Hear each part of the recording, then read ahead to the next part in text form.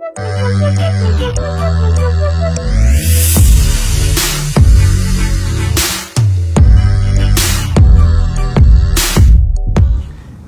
good afternoon, everyone. It is Monday, so that means we have a motivation ready for you today. Today we're going to be looking at Matthew chapter 14. We're going to read a few passages, and then I got a little challenge for you at the end.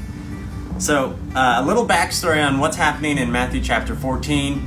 John the Baptist is arrested, he's in prison, and eventually gets killed. And Jesus' disciples go and tell Jesus what the news that has just happened. So John the Baptist has just been killed, and so we're going to pick it up in Matthew 14, verses 13 and 14. Now when Jesus heard about John, he withdrew from there in a boat to a secluded place by himself. When the people heard of this, they followed him on foot from the cities. When he went ashore, he saw a large crowd and felt compassion for them and healed their sick. And then jumping down to verse 22, because the next thing that Jesus does, he feeds thousands of people with 5 loaves of bread and 2 fish, and feeds thousands of people. So we're going to pick it up in verse 2. This is right after that. Immediately, he made the disciples get into the boat and go ahead of him to the other side, while he sent the crowds away. After he had sent the crowds away, he went up on the mountain by himself to pray. And when it was evening, he was there alone. There's some things that really stick out in this passage. One, Jesus was always ready and willing to serve, to release the kingdom, to heal people. He had compassion on people. He was moved with compassion. And he was always in a ready state for that. But the more important part that I see here is Jesus fought for his time alone with the Father.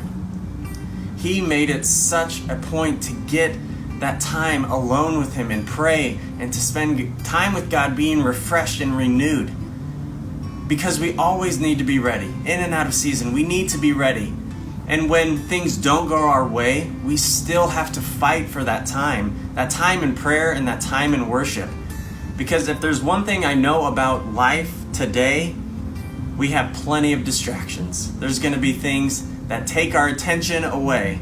There's going to be, and sometimes they're going to be good things. Things with kids, things with your job, things with family.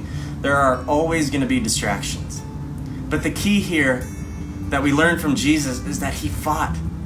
He made time. He struggled to make sure he got that time to renew himself, to refresh himself, to spend time with God and spend time in prayer.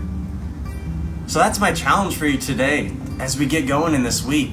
Are you fighting for your time with God? Or is it simply being put on the back burner? Listen, I'm more guilty than anyone. I know the difficulties. Life comes at you and it comes at you fast. And it's easy to get discouraged. It's easy to get distracted. But we have to fight for that time, because the value of that time is so important in our lives. It sustains us, it prepares us, it propels us, and sends us out so that we have these opportunities to express the love of Jesus to people, to share the gospel, to be a light in a dark world, and to encourage people who are struggling. We must always be ready for those moments and those opportunities, and the way we do that is we fight for our time of prayer and worship. We fight for those intimate times with God where it's just us. It's just me and him, just conversing, me talking, him talking, me listening, me receiving. We need to fight for those times. So where are you at right now in your day? You're probably watching this over lunch hour. Maybe you're watching it over a time of break at work. We have to fight for those times alone with God. We have to, and we have to make it a priority. So I want to encourage you, keep that in your mind. We have these times at church right now, Wednesday nights, Sunday nights, where it is just an hour focus. We are focused on God, but you need more than that too. You need this daily.